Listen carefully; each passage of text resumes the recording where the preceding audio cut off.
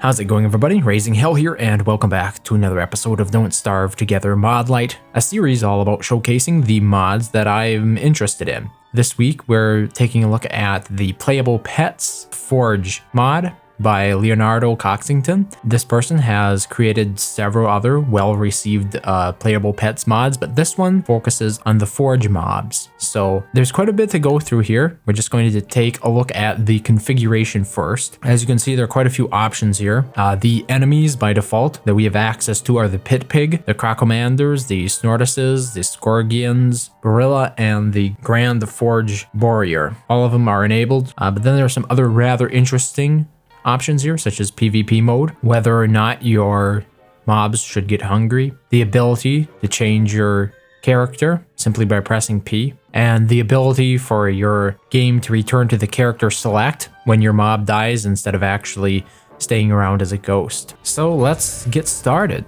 So at the moment, none of these mobs have profile pictures here, but they do have text that tells you what they are. So for example, this is the Pit Pig. This is the Croco Commander. We'll start with the small stuff and work our way up to the big stuff. Now for the Pit Pig, their traits being from another realm, being able to run fast, and has the ram attack. So we'll just select that. It doesn't matter if you choose any sort of clothing here. It won't show up on the character, so you just want to continue on. Okay, so here we are with our Pit Pig. Not a whole lot we can do just like this. As you probably noticed, we're going quite fast though. So that's one perk there.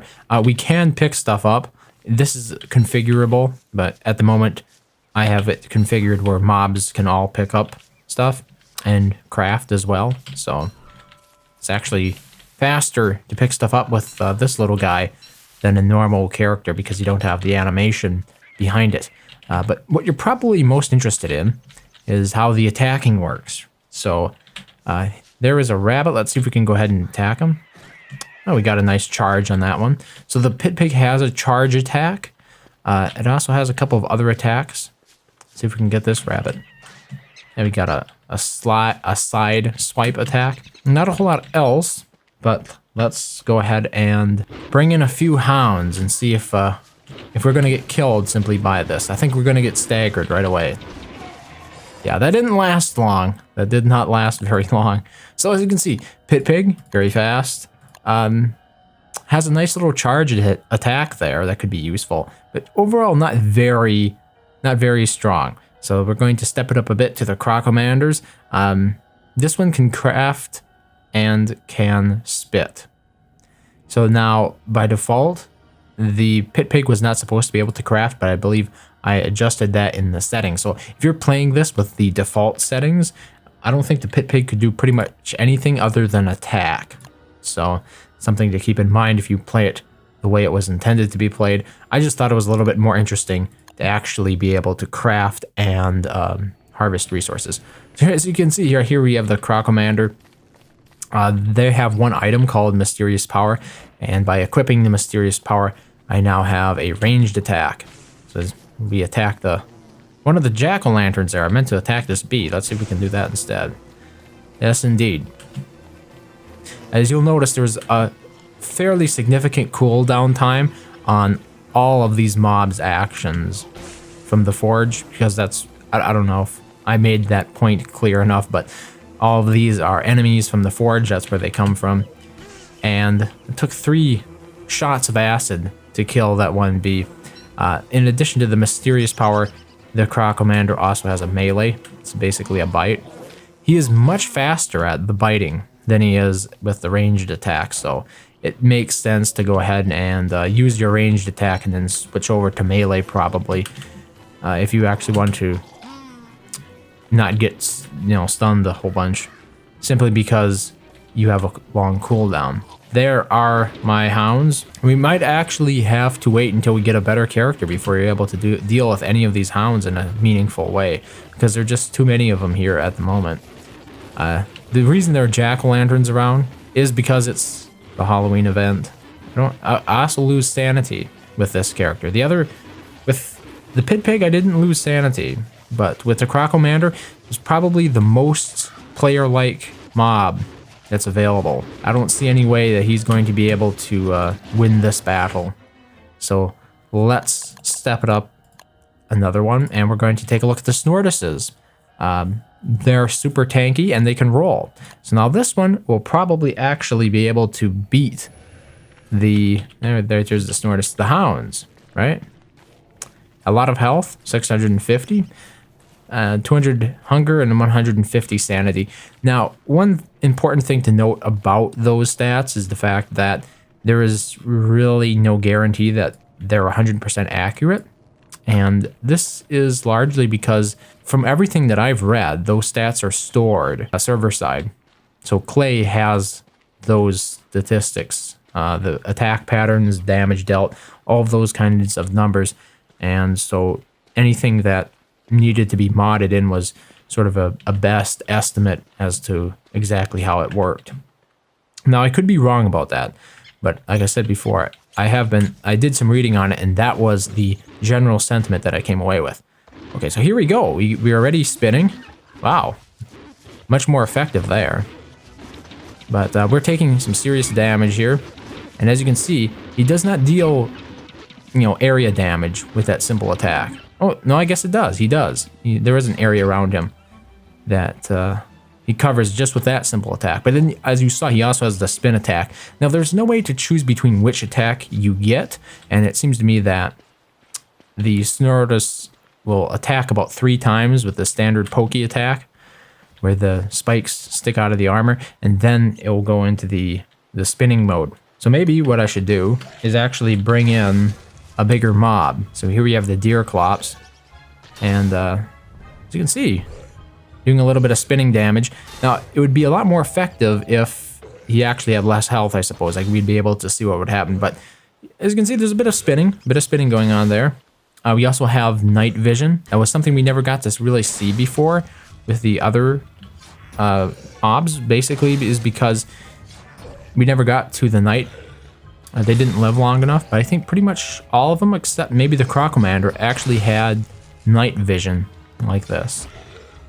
We're taking a significant amount of damage because we don't have any armor, and yeah, we'll probably die to this boss, so we'll have to pick up after that with another one of our forge mobs. Yeah. So apparently when the Snortis dies, he turns into a fish. That's what he leaves behind. So after the Snortises, we have the Scorpions, or yeah, I don't know. That's a strange word. I'm not even sure what it's intended to be a pun of.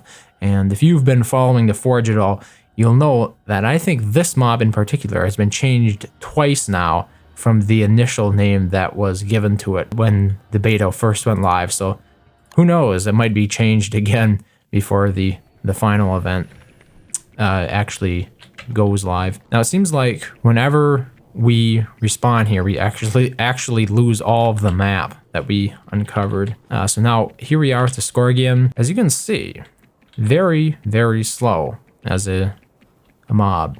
You can't do a whole lot like this. And I have a sneaking suspicion that with only 500 health, that the Deerclops would murder him almost immediately. But let's do some attacks on those pumpkins. There you can see his poison attack. It probably would be better demonstrated on actual mobs. And then the Scorpion also has a melee attack.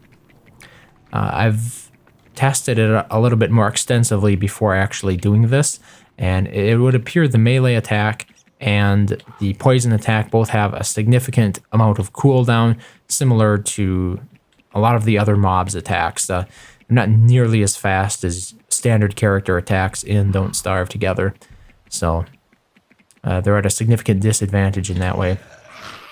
So let's go ahead and poison the Deerclops. As you can see now, he's green because he's poisoned. But you'll notice I'm not attacking very quickly. Maybe get 2 attacks in for every 1 attack that he does to me. And yeah.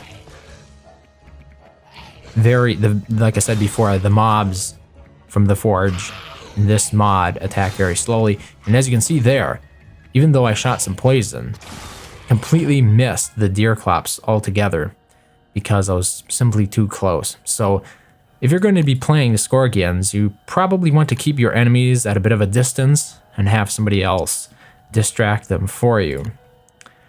Next mob that we're going to look at from the Forge is the Barilla. Now, This one is very bulky and has a powerful punch. So, as you can see, here he is. My. Moves around very quickly. I thought I could kill that bird there. Let's see if we can get this one. Ah, wow. Has a very large area attack, it would appear. Like I was nowhere close to that bird. But let's see if we can go hunt down the deer clops that I still haven't beaten. We have about 1,200 health. There really isn't any point in just staying there and taking the damage, simply because I can only attack once every 3 seconds or so. There's a significant cooldown there. And the birds are being a nuisance in this situation. Wow, that was fast, or we really had worn him down before. So that is the Barilla. He's good with knocking down trees. He can knock down a whole bunch of trees. And I think I'm gonna bring in some more hounds again, because we want to demonstrate how well he is at, or how good he is at crowd control. So that's 30 hounds. As you can see, he can take out quite a few of them with one great leap, but we have to be a bit careful as he can get stun locked by them, and that would actually spell disaster for us. But even with his standard swipe, like that is an amazing move right there when it comes to crowd controlling smaller enemies, just wiping them all out, these low health enemies. But even his standard punch knocks out, it has a radius of damage, and it knocks out multiple mobs. So it's not nearly as effective as his jump attack, but it is pretty effective nonetheless. So the big question is, what exactly would we need to do to get this guy killed? Let's try a few more hound mobs. I don't know if this is going to be able to kill him. There's just too much here. Oh, we're dead. Okay. Excellent. Now we can move on to the last mob, the Grand Forge Warrior.